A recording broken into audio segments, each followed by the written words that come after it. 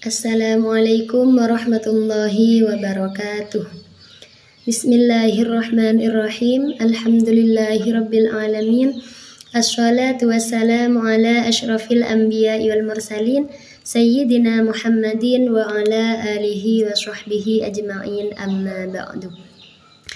Yang kami hormati Bapak Dosen Fikri Fakhrihin selaku pembimbing kami dalam matkul ilmu kalam, dan yang kami hormati pula seluruh teman-teman kelas 2B baik dari Prodi PAI maupun dari Prodi PBA. Baiklah, langsung saja saya Rifka Aulia akan mempresentasikan makalah tentang iman dan kufur dalam perspektif ilmu kalam. Yang pertama ada definisi iman dan kufur. Iman secara bahasa berarti percaya, sedangkan secara istilah adalah pembenaran dengan hati, pengucapan dengan lisan, dan pengalaman dan perbuatan terhadap ajaran Islam. Kufur berasal dari kafaroh yang berarti menutupi atau menyembunyikan. Berikut adalah definisi iman dan kufur menurut berbagai aliran dalam Islam. Menurut aliran Khawarij, iman meliputi pengakuan lisan dan amal ibadah, sedangkan kufur orang yang melakukan dosa besar dianggap kafir. Menurut aliran Murji'ah, iman adalah pengakuan hati dan lisan, bukan amal mukmin. Menurut aliran Mu'tazilah, iman adalah ketaatan dan pengalaman wajib, sedangkan kufur pelaku dosa besar disebut fasik, bukan kafir mutlak. Menurut aliran Asy'ariyah, iman adalah pengakuan hati dan lisan, pengalaman syariat dalam bagian Islam, sedangkan kufur dosa besar tidak mengeluarkan dari Islam. Yang kelima ada aliran Al-Maturidiyah. Iman adalah meliputi hati dan lisan, sedangkan kufur kekufuran terkait penolakan kebenaran, bukan dosa. Jadi banyak perbedaan antara pendapat-pendapat tentang iman dan kufur. Yang kedua ada komponen iman. Komponen iman dalam Islam itu terdiri dari 3 aspek. Yang pertama yakni tasdik. Tasdik itu berarti membenarkan atau mempercayai dengan penuh hati terhadap kebenaran ajaran Islam, khususnya terhadap rukun iman. Keyakinan ini merupakan fondasi utama iman yang harus ada dalam hati setiap muslim. Yang kedua, ikrar. Ikrar itu mengucapkan dan mengakui kebenaran iman tersebut dengan lisan, seperti mengucapkan kalimat syahadat, yang menjadi pengakuan bahwa tiada Tuhan selain Allah dan bersaksi bahwa Nabi Muhammad itu adalah utusan Allah. Yang ketiga yakni amal. Amal itu adalah realisasi dari iman diwujudkan melalui perkataan dan tindakan nyata sesuai dengan ajaran Islam. Amal meliputi ketaatan kepada Allah dan Rasul-Nya serta berakhlak mulia. Pandangan Khawarij tentang pelaku dosa besar di sini juga dijelaskan. Pandangan Khawarij tentang perilaku dosa besar, mereka meyakini bahwa dosa besar itu adalah kafir, yakni keluar dari Islam, sehingga wajib dihukum dengan siksa neraka kekal, bahkan dibunuh jika memungkinkan. Perkataan dosa besar berasal dari bahasa Sangsakerta yang dalam bahasa Arabnya disebut az-zambu, ismu atau al-jurmu, yang menurut istilah para fuqaha dosa adalah akibat tidak melaksanakan perintah Allah dan hukumnya wajib, dan mengerjakan larangan Allah yang hukumnya haram.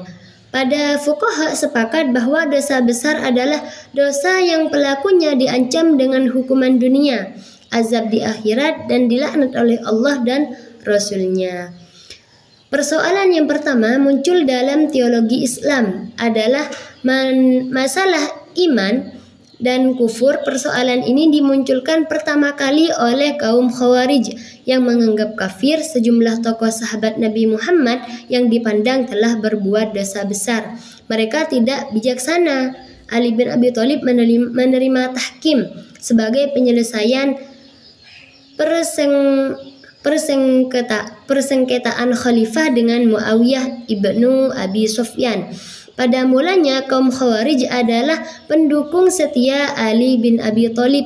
Akan tetapi kemudian mereka keluar dan membentuk golongan tersendiri yang menentang dan orang-orang yang terlibat dalam penerimaan dan pelaksanaan tahkim itu. Dan di sini ada konsep al-manzilah. Ajaran yang menyatakan bahwa seorang muslim yang melakukan dosa besar tidak bisa dikategorikan secara mutlak seorang mukmin, yaitu sebagai orang yang beriman, maupun kafir, orang yang ingkar.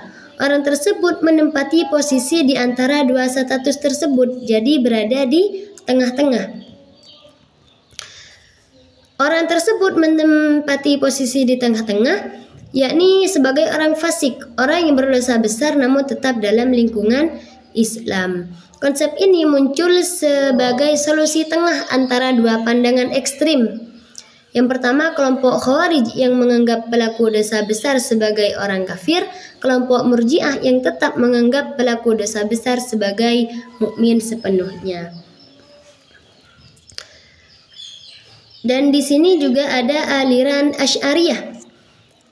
Imam Al-Asy'ari dapat memikirkan teologinya menyatakan bahwa iman itu terdiri dari 3 komponen utama, yakni keyakinan dalam hati, ucapan dalam lisan, dan amal perbuatan. Dalam pandangan Asy'ariyah,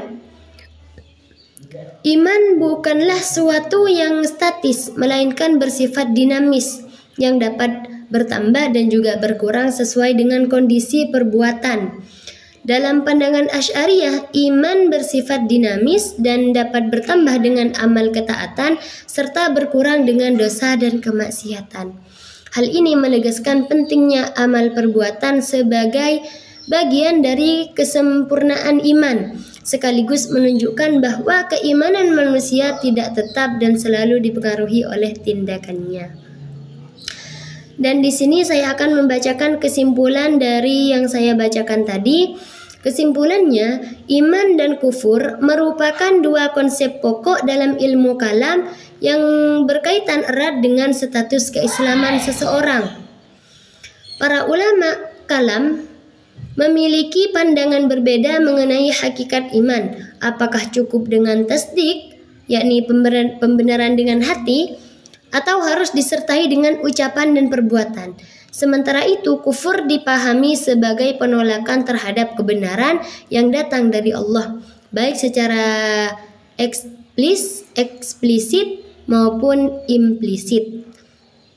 Secara umum, iman adalah kepercayaan yang kokoh kepada Allah, Rasul-Nya, ajaran Islam. Sedangkan kufur adalah penolakan terhadap keimanan tersebut, jadi penolakannya.